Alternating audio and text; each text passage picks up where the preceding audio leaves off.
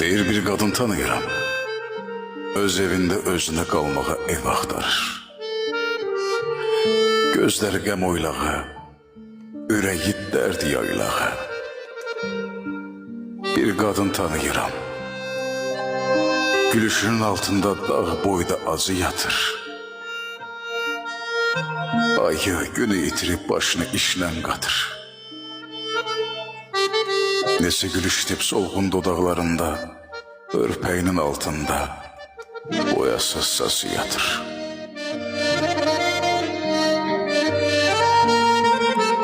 Aynaya da baxmayır, küsüb öz həyatından, özü üçün yaşamaq çoxdan çıxıb yadından.